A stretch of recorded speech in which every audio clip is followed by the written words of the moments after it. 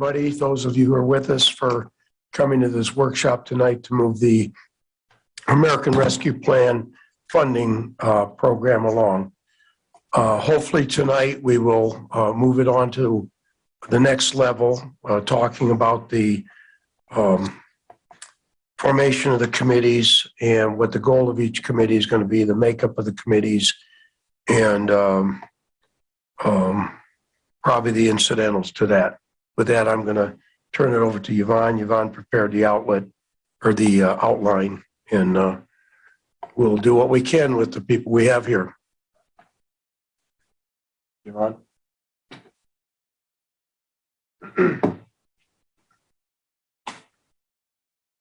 Good evening, everyone. Like to welcome Andy Mauser from Baker Tilly. He's joining us via Zoom, and we certainly appreciate him taking time out of his vacation to join our workshop for us. I was just going to go over some background information and just review the uses, just in case anybody new is watching, and let them know where we're going and things like that. So the funding provided under the American Rescue Plan Act is substantial and could be transformational for states and local governments in their pandemic rescue and recovery efforts. The elected leaders will need to decide how to best use the additional funding consistent with the ARPA requirements, which are very broad. When considering how to develop a plan for the prudent use of the ARPA funds, here are some of the guidelines, the guiding principles on how we can use these funds. Some things we need to remember that these funds are temporary in nature. They are non-recurring, so their use should be applied primarily to non-recurring expenditures. We should take care to avoid creating new programs or add-ons to existing programs that are going to require ongoing financial commitments. We need to use the ARPA funds to cover operating deficits caused by COVID-19, and they should be considered temporary, and additional budget restraints may be necessary to achieve and maintain the structural balance of our future budgets. And investment in critical infrastructure would be particularly well-suited use of the ARPA funds because it is a non-recurring expenditure that can be targeted to strategically important long-term assets that provide benefits over many years. However, care should be taken to assess any ongoing operating costs that may be associated with any infrastructure projects. The under ARPA scanning and partnering efforts, we should be aware of plans for ARPA funding throughout our area. We should be cognizant of any state, county, or other local efforts, especially regarding infrastructure, potential enhancements to state funding resources, and existing or new state law requirements.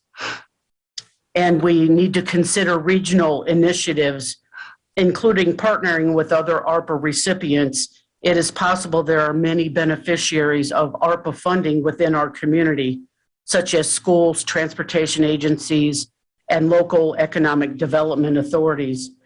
So we need to be sure to understand what they are planning and augment their efforts alternatively, creating cooperative spending plans to enhance the structural financial conditions of our community.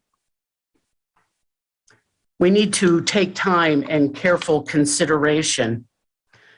These ARPA funds will be issued in 2 tranches, as we all know.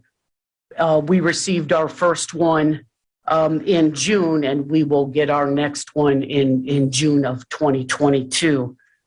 And throughout the years of the outlays and until the end of the calendar year 2024, we need to consider how the funds may be used to address rescue efforts and lead to our community's recovery.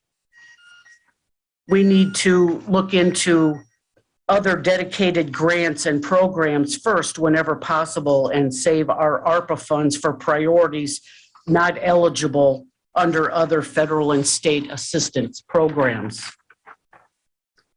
And whenever possible, expenditures related to the ARPA funds should be spread over the qualifying period, which is through December 31st of 2024, to enhance budgetary and financial stability. And adequate time should be taken to carefully consider all alternatives for the prudent use of the ARPA funding prior to committing the resources to ensure the best use of this temporary funding that we're receiving. The funding provided under ARPA provides a unique opportunity for state and local governments to make strategic investments in long-lived assets, rebuild reserves to enhance financial stability, and cover temporary operating shortfalls until economic conditions and operations normalize. So that was just a quick overview of what the ARPA monies are and what we should be considering when we're looking to develop our plan. I'm going to turn this over to Andy Mauser from Baker Tilly, and he's going to give us an update on other legislation that has just recently been adopted. Andy. Thanks, Yvonne, and thanks, Mayor. Can everyone hear me okay?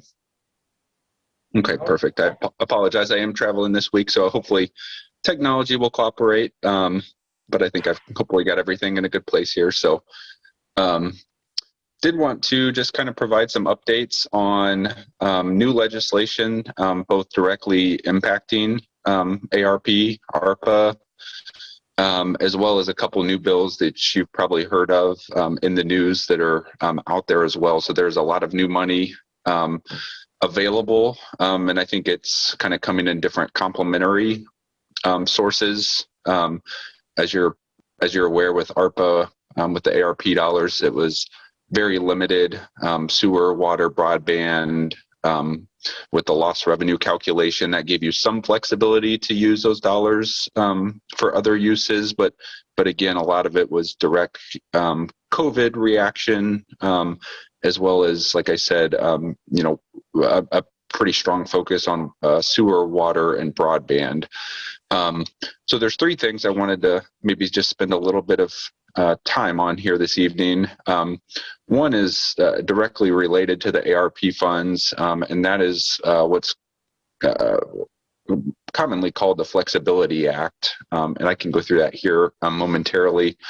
And then the two other things were the Infrastructure Investment and Jobs Act, and then the Build Back Better Act. So those are kind of all three at different places currently, but there are a lot of new dollars out there, and they each kind of have their own nuances as far as what they can and can't be used for.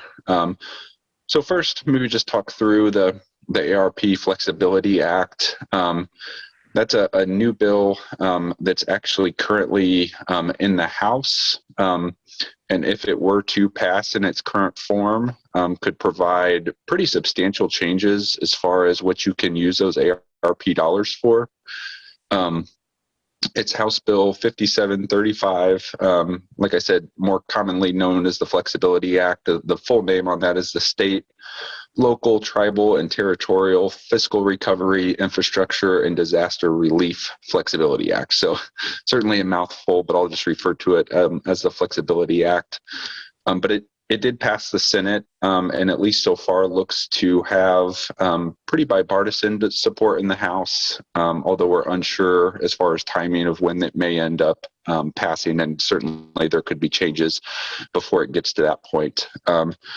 But if it were to pass, especially in its current form, as I mentioned, it would provide much greater flexibility as far as what you could use those ARP dollars for. In fact, it could almost make the lost revenue calculation obsolete. So, currently, as I mentioned, any expenditures have to be directly related to COVID or directly related to sewer, water, or broadband projects. The lost revenue calculation gives you an outlet to kind of transfer those dollars and then use them for general government uses.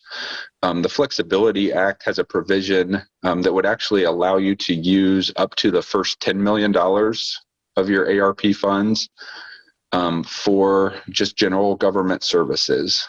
So that would give you more flexibility. I know roads, for example, are something that a lot of communities were looking at for ARP, but really the only way to use ARP for roads previously was to run that through the lost revenue calculation.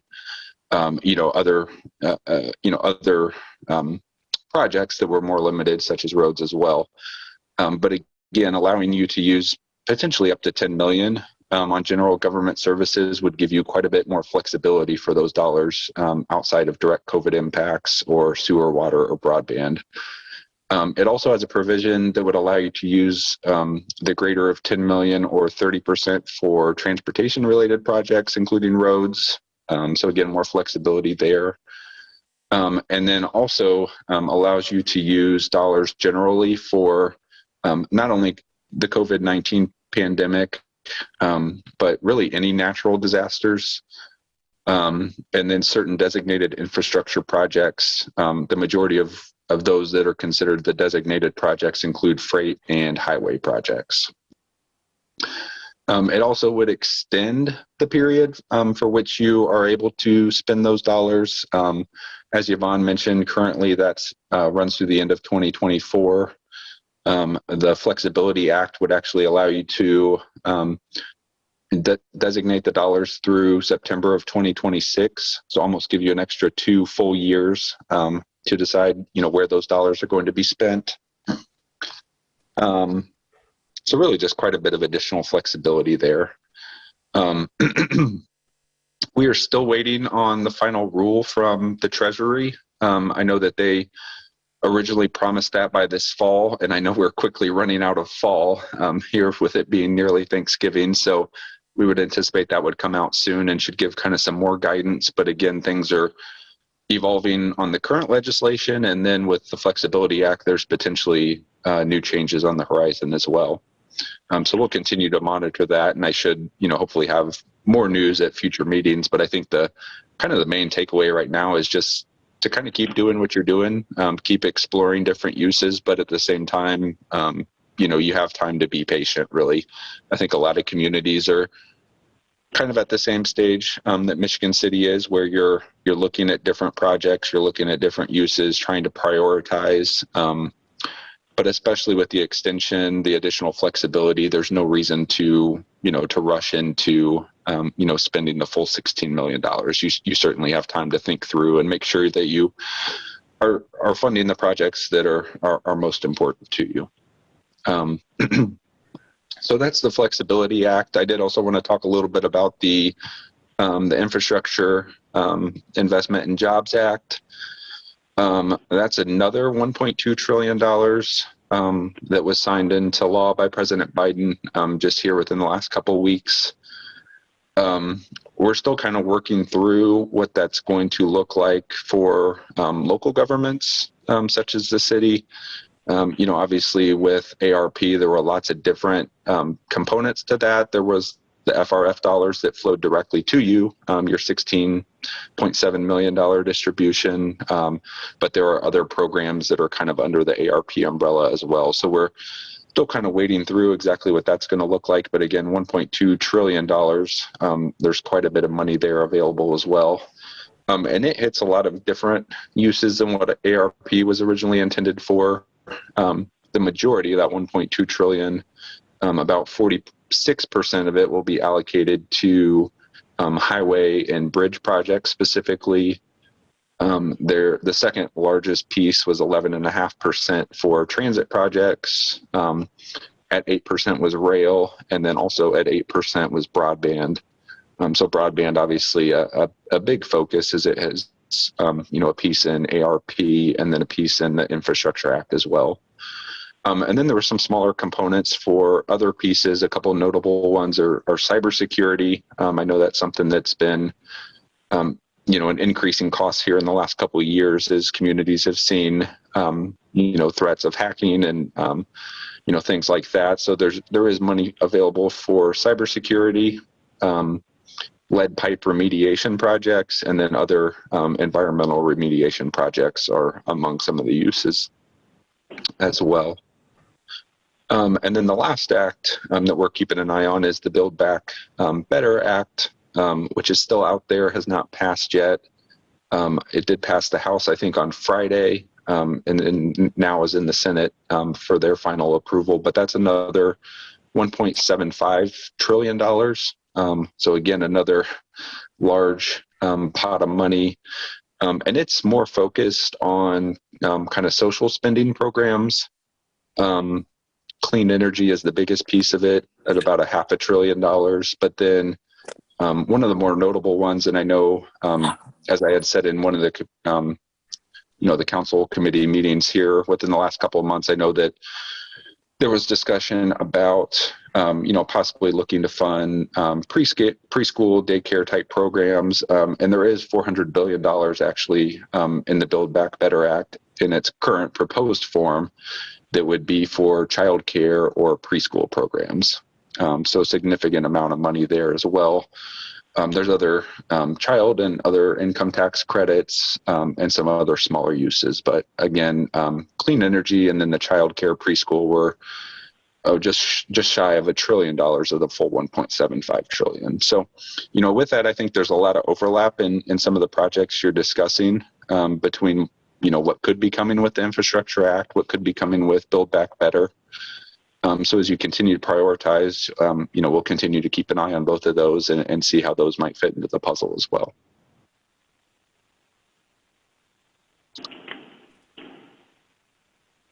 When can we ask questions, I guess? I'm not sure who's running the meeting. I had to step away for a minute earlier. All right, well, I'm chairing the meeting, Angie, and on Okay. the outline, now Yvonne put creating a planning committee, which I will say we don't have enough people here for input on that tonight. So what I would like us all to go away from this meeting to think about is how we want to formulate these committees.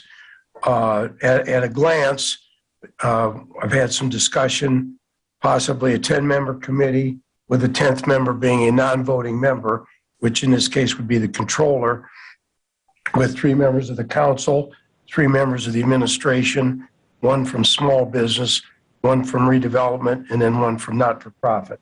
So that's just an initial thought. So if you would give that some thought between meetings.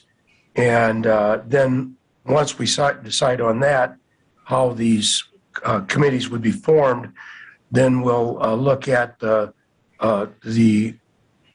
funding plan, which entities will receive funds, establishing our priorities in line with both the direct allocations and potential funding, possibly in cooperation with other agencies.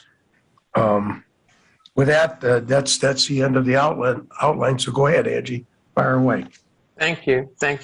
So no, that's good. So that's, those are a couple of things that I've been pressing about. We need some type of committee structure to start the process, because having conversations and listening to people is great, but without a process, there's nothing we can do to move forward. So I can listen to everybody till we're blue in the face. Like you said, you listened to the workshop that we held previously, and we did get into daycare. And I've sat on a couple of webinars about, money that is coming forward. And we have a group of daycare providers that we're going to be meeting with to talk about some of those monies that are coming. So I think my biggest concern is that because there is a process in so many of the towns, and that they're moving forward, I didn't want us to nickel and dime this money and bring forth, multiple spends out of the money without having a plan. And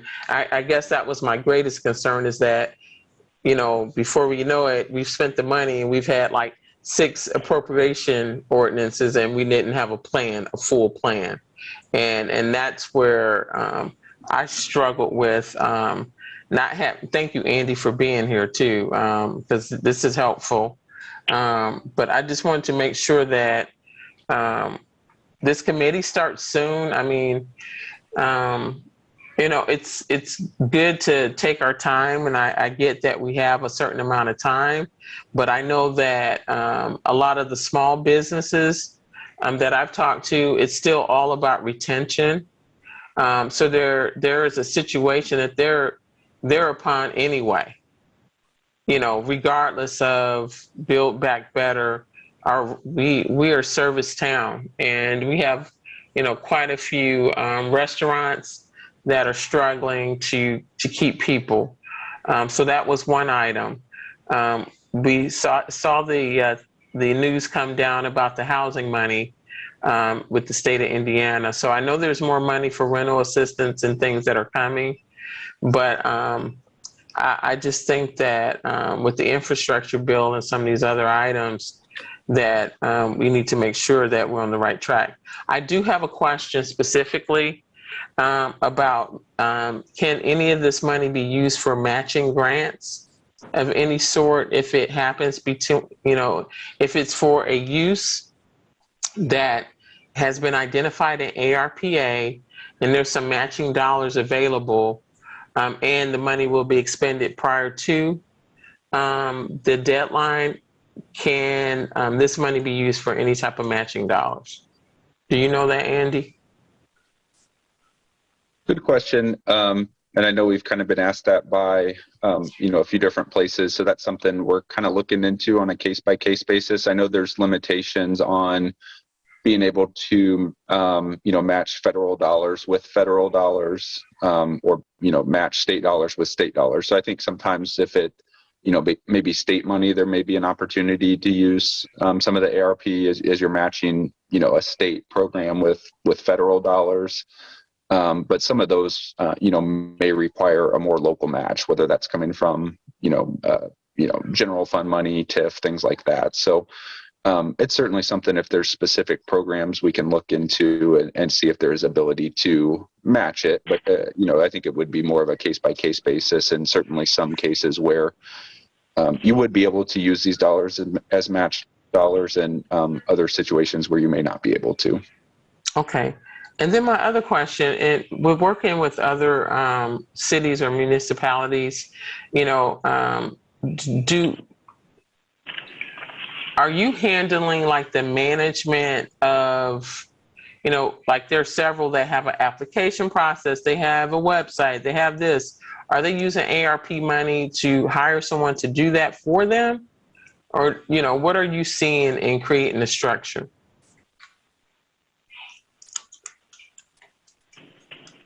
Yeah, I think that's kind of case by case as well.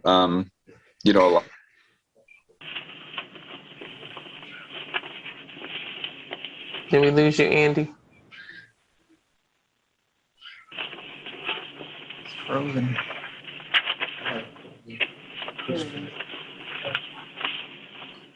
I see you now. Sorry, can you hear me okay? I think I lost connection. Yeah, I'm out of town too. Sorry about that. No, I think that's kind of case by case as well too. I mean, a lot of communities are just looking for help, kind of brainstorming ideas, what they're looking for. There are other competitive dollars that are out there. So we are, assisting with, applications on things like those different grant dollars that kind of fit within the, the program. So it really kind of runs the spectrum as far as what type of assistance communities might be looking for. And when you say grant dollars within the program, so cities and towns can actually apply for other money within the ARP funding, the federal funding? Correct. I mean, a part of ARP was additional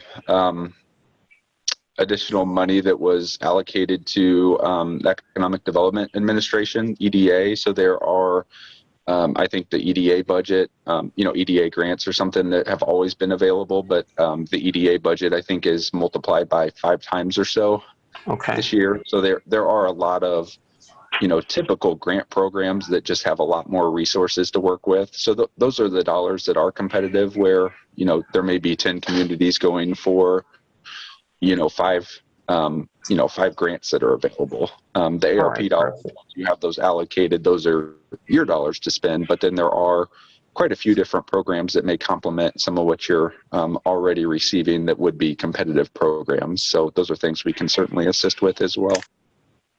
All right, that's all my questions. Thank you. You're Yeah, welcome. this is Dahlia Gigas. I'm with the City Council here at Michigan City. And I have a question for Andrew. It's along those lines. So are these two bills, the Infrastructure Investment and Jobs Act and Build Back Better Act, are they going to be allocated automatically, kind of like the ARPA funds were, or is this a competitive system? Do we have to compete for those dollars? That's something, especially with Build Back Better, I'm not sure we've really seen that framework. And then with, the Infrastructure Act just being passed here, within the last couple of weeks, we're still trying to kind of determine whether that's going to be direct allocation. And it most likely it may be kind of a mix where you may receive, with ARP, there was the FRF, the Fiscal Recovery Funds that were direct distributions. So there may be a component to both of those that's similar to what FRF was for the ARP dollars. But then there may be additional pieces that are competitive. So we're keeping an eye on that framework. And, as the legislation comes out and as the rules come out, we'll kind of continue to monitor that. So the more projects we have shovel ready, the better off we'll be, obviously, to apply for that, right? Certainly, for the competitive pieces of it, the more projects you have that are shovel ready and things you can apply for right away, certainly the better on those. Oh, go ahead, Jim. Hey, Andy, Michael Mack, City Council. Does the deadline, is that anywhere in any of these acts, like maybe extending the deadline? I know we've got a certain window of time we have to spend it. Is that part of any conversation since they're loosening up the rules and adding all this other stuff? That is part of the Flexibility Act, which, as I mentioned, hasn't passed yet, but there does seem to be quite a bit of support for it. So it's current, the current framework and the current language would extend. You currently have until 12/31 of 2024 to obligate those dollars. And then I think you have some time actually beyond obligating them to actually spend them. But the Flexibility Act would actually extend that out from the end of 2024, almost give you another full 2 years through September of 2026 to obligate the ARP dollars. So you've really got almost 5 years from today to spend that $16.7 million. Good evening, Bryant Dabney. I'm also on the City Council. Just a quick question. I'm sure you've worked with other communities that may be a few steps ahead of us in terms of being down the line in terms of planning. I'm not going to ask you to out those different communities right here out loud, but could you kind of get us some examples of some at some point, via email, whatever it may be, to let us know of how others are doing it? So we're not trying to recreate the wheel. I know most have done the committee style, but some, I'm sure, have been a little bit more successful and more smooth in their transitions than others.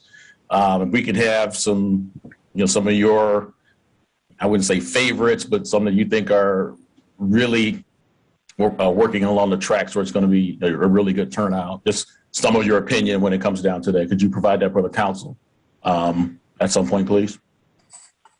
Absolutely. Yeah, we'd be glad to put together maybe a package of kind of some examples or best practices. And, I would say some of the communities, I wouldn't say that you're, incredibly far ahead or incredibly far behind anyone. Communities are all kind of taking this at their own speed. There are a lot of communities that are getting much smaller amounts than Michigan City is. And, for a community that's getting $500,000 and may have, a $500,000 sewage project, they may already kind of have ARP, allocated and spent, right off the bat. So there are certainly those examples. And then there are many examples, like Michigan City, of communities that, are in the phase of starting to put together a committee, starting to think through different uses, maybe you have a few uses that are allocated, premium pay, some of your equipment, things like that. But, it really kind of depends as far as where communities are at. And, there's really no set guidelines as far as where you need to be at this point. I think it's good to certainly think through all the different opportunities and,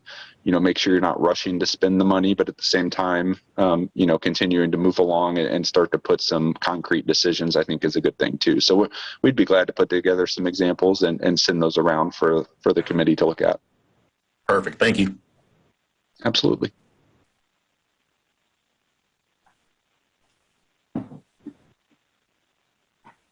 Andrew, in line with Ms. Zegas' question, the Investment Infrastructure and Jobs Act and Build Back Better, you threw out numbers 1.2 trillion, 1.75 trillion. Those are bottom line. Is there been any verbiage in there how it's going to be broken down by state, by county, not by city, not at the federal level, they won't at this stage, but has there been any indication how it's going to be broken down other than the percentages you gave us? I have not seen that yet. I know we've got a committee that's pretty much completely focused on that, and they're continuing to kind of pour through the legislation. So, I would imagine here within the next couple of weeks, so hopefully I'll have a better idea of whether that will be direct distributions to communities or, like I said, if some of that may be through grants or other programs. But we'll continue to monitor that. But as far as now, I don't have an idea of exactly, the 16.7 that Michigan City received from ARP. I don't, we haven't seen a number released as far as what that would look like on a dollar per dollar basis. On the other two. All right, thank you. Correct. Mm-hmm.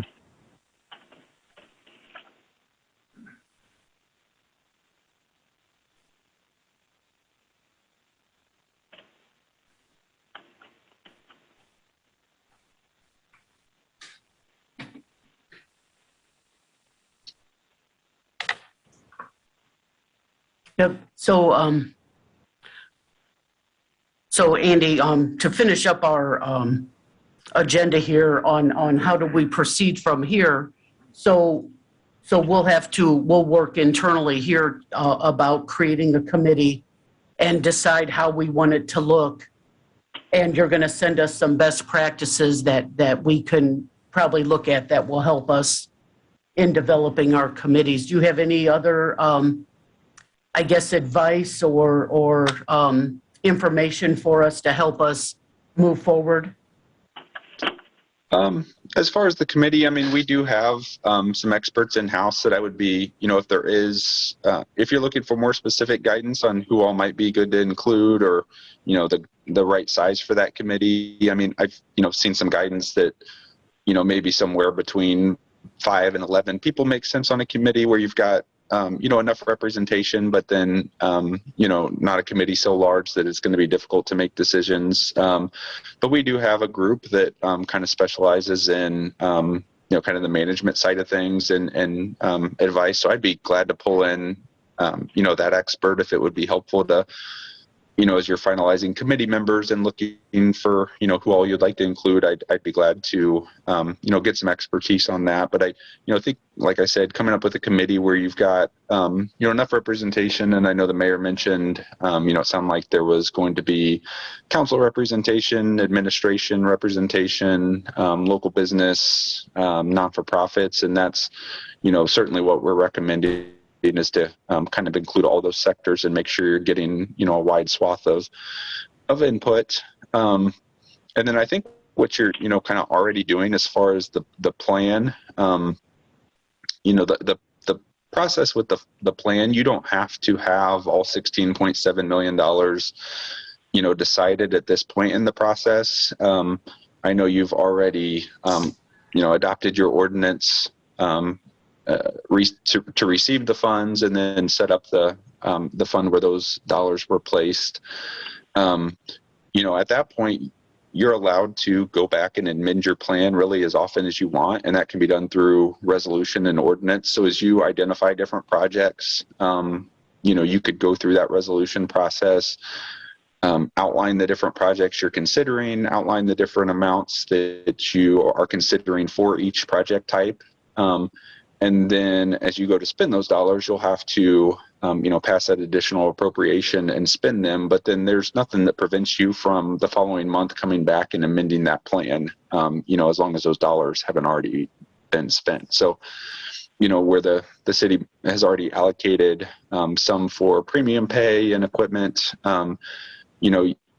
again, you could just continue that process as you go forward, and whether that's something that's done on a monthly basis through council meetings or, on a less often basis, again, as different projects come up and are decided on, you could just continue to amend that resolution, appropriate the dollars and spend them as you see fit. So it's really a pretty flexible process, and don't feel like you have to lock into anything now. Like I said, we've got, 3 years currently to spend the dollars, up to 5 years potentially with the Flexibility Act. So just continuing to, make decisions and obligate those dollars on an ongoing basis is really all you need to do.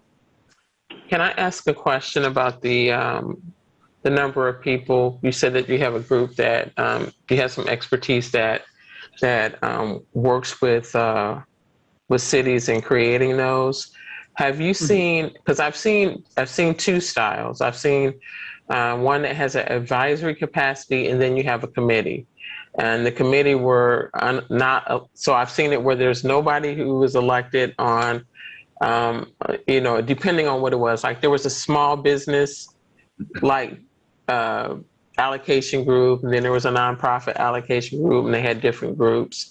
So will your expert be able to kind of share some of the different frameworks and structures for that? Because I've seen it all several different ways. I've seen one where it was just the administration and council.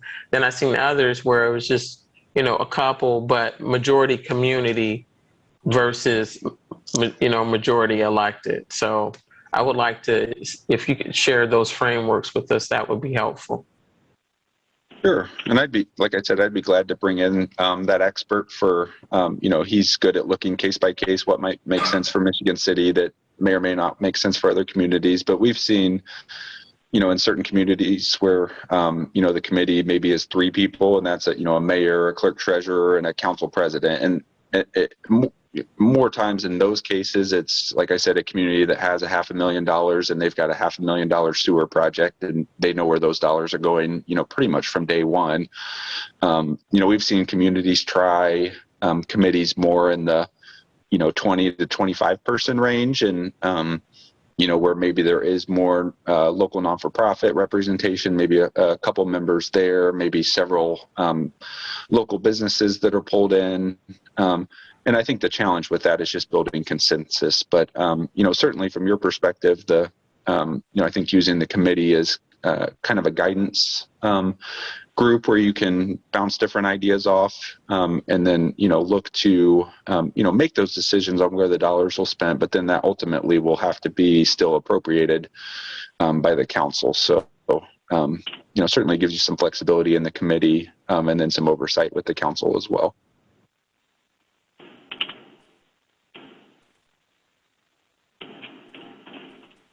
Okay, thank you, Andy. Thank you, Yvonne. Are there any other questions, any comments, any?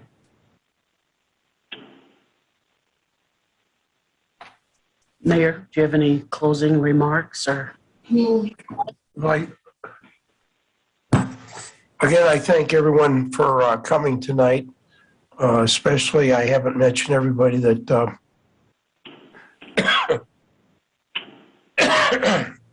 that joined us via Zoom. Chief Campbell, Steve Stanford, and Mike Cuss of the Sanitary District, our legal Amber LePage, Stallbrink, Ms. Tracy, Council Lady Tracy Tillman was on. I don't recognize the other telephone number, but thank you everyone for joining us. And I know Ms. Deitch has a couple workshops scheduled, so hopefully we'll continue to run with the ball at those. So I appreciate you scheduling those workshops, Angie. Okay, thank you, everybody. Thank you. Thank you. This was helpful. Any comments from anybody that just arrived lately or questions? Gene? Sean? Okay. Well, thank you. Thank you. Thanks, everybody.